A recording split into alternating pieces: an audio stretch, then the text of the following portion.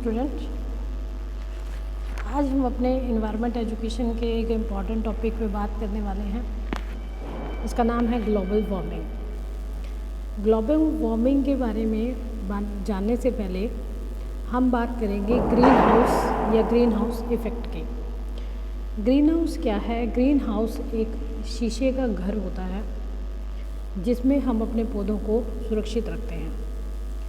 Green house क्योंकि वो एक कांच का घर है जिसमें सूर्य की किरणें तेजी पूरे तरीके से सीधी पड़ती हैं और उस ग्रीन हाउस में जो सूर्य की हीट होती है, जो उसकी गर्मी होती है, वो स्टोर हो जाती है। ग्रीन हाउस एक शीशे का कक्ष है जिसमें सूर्य के प्रकाश को रोककर पौधों को उगाया जाता है। सूर्य का प्रकाश शीशे के द्वारा प्रवेश करता है और उसको शोषित करके अंदर ही सौर विकिरण को छोड़ देता है। ये विकिरणें ऊष्मा उत्पन्न करती हैं जो शीशे से बाहर नहीं जा सकती। सर्दियों में भी एक ठंडे दिन भी हमारा जो ग्रीन हाउस है वो गर्म रहता है। इस प्रक्रिया को ही हम ग्रीन हाउस इफ़ेक्ट कहते हैं। ग्रीन हाउस इफ़ेक्ट एक नेचुरल प्रोसेस है जो हमारे वायुमंडल में होती है, जो लाखों वर्षों से पृथ्वी पर होती आ रही है। और इस प्राकृतिक ग्रीन हाउस का प्रभाव जो पानी की वाष्प और पानी के छोटे छोटे कणों से संभव है, उसी के कारण धरती पर जीवन संभव है। कुल मिलाकर ये ग्रीन हाउस भूमंडलीय तापमान को 95% से भी अधिक वैश्विक तापमान प्राकृतिक हाउस ग्रीन हाउस प्रदान करता है।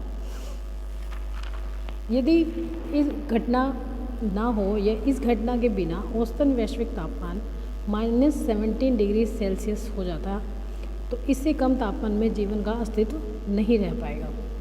औद्योगिकरण से पहले मनुष्य की सामान्य गतिविधियों ने हमारे इन्वायरमेंट के तापमान में कोई ऐसा परिवर्तन नहीं किया था, लेकिन जैसे जैसे इंडस्ट्रियलाइजेशन बढ़ता जा रहा है, लोग शहरों की तरफ जाते जा रहे हैं, ज़्यादा से ज़्यादा व्हीकल का, फैक्ट्रीज़ का, मशीनों का यूज़ करते जा रहे हैं, वैसे वैसे ही हमारी जो ग्लोबल वार्मिंग की जो प्रॉब्लम है वो बढ़ती जा रही है, क्योंकि रोज़ ही लगातार काफ़ी गैसों का जो है उत्सर्जन होता जा रहा है, जिसके कारण क्या है, ग्रीन हाउस इफ़ेक्ट हो रहा है।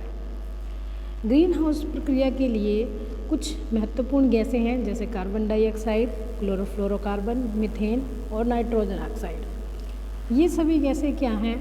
ये हमारे इन्वायरमेंट में पाई जाती हैं जो हमारे ग्रीन हाउस इफ़ेक्ट को प्रभावित करती हैं। इनके बिना हमारा ग्रीन हाउस जो प्रोसेस है, जो ग्रीन हाउस की प्रक्रिया है, वो नहीं हो पाती है। लेकिन जब इन मात्राओं गैसों की मात्राओं में कोई कमी या कोई वृद्धि हो जाती है तो उसके कारण क्या है, हमारी इस प्रोसेस में दिक्कतें आती हैं।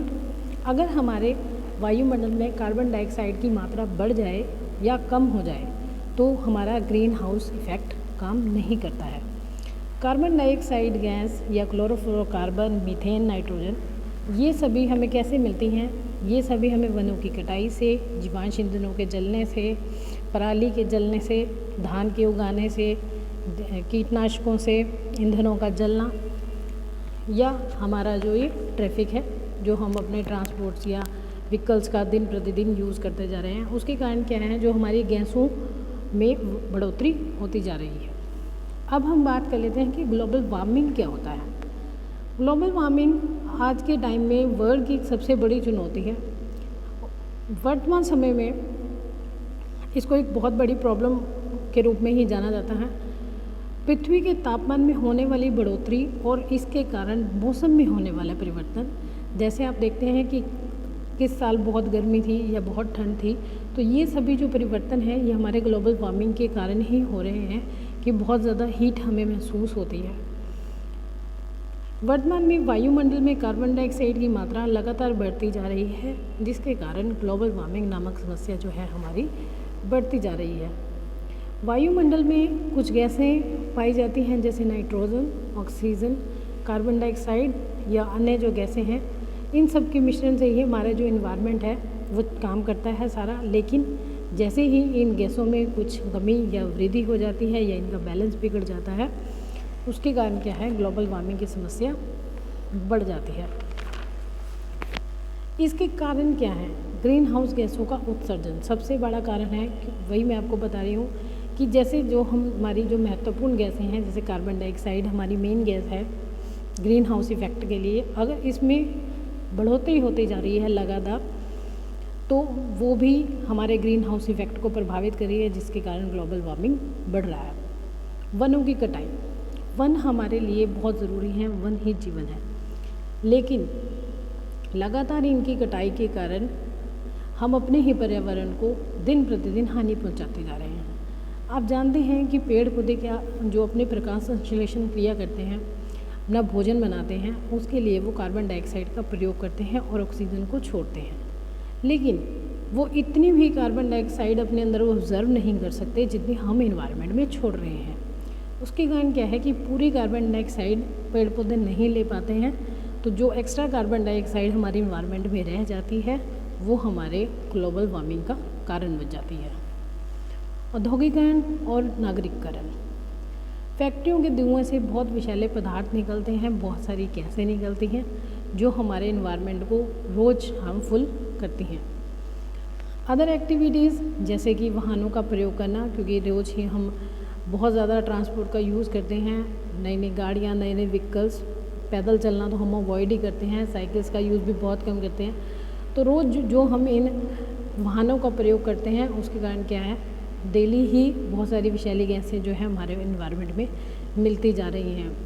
आप सुनते हैं कि पराली के जलने से या पराली में आग लगाने से भी बहुत धुआं या बहुत विषैले कण जो हैं हमारे इन्वायरमेंट में फैल जाते हैं, जो भी ग्लोबल वार्मिंग का एक मुख्य कारण है।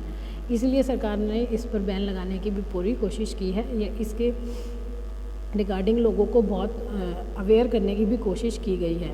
घरों में कोयले या लकड़ी के जलाने से भी जो है कार्बन डाइऑक्साइड गैस निकलती है, अन्य गैसें निकलती हैं, मीथेन वगैरह निकलती है, जो हमारे इन्वायरमेंट को प्रभावित कर रही है। अब इसके प्रभाव क्या पड़ते हैं?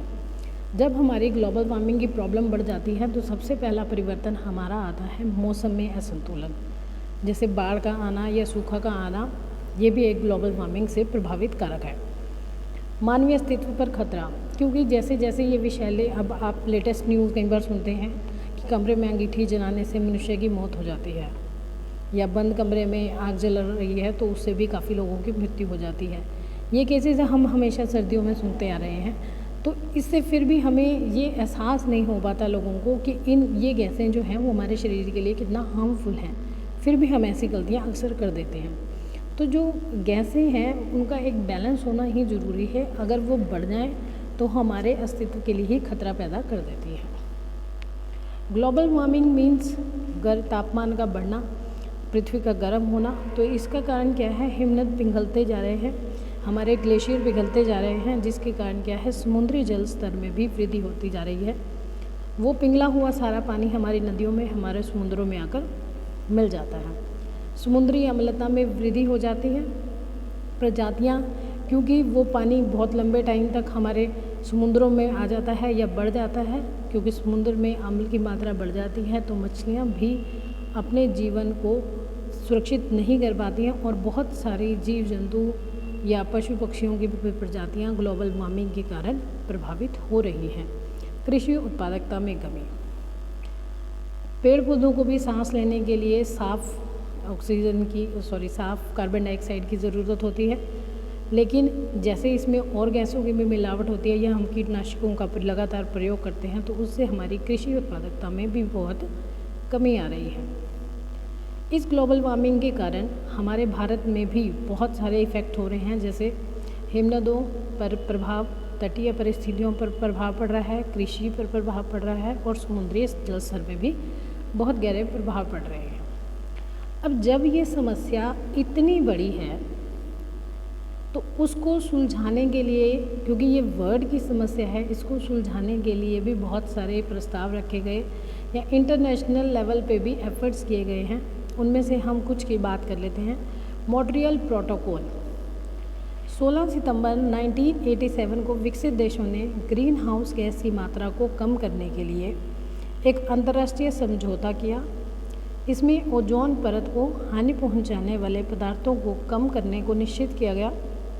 इसलिए 16 सितंबर को हम ओजोन दिवस के रूप में भी मनाते हैं। ये बहुत एक इम्पॉर्टेंट प्रोटोकॉल था।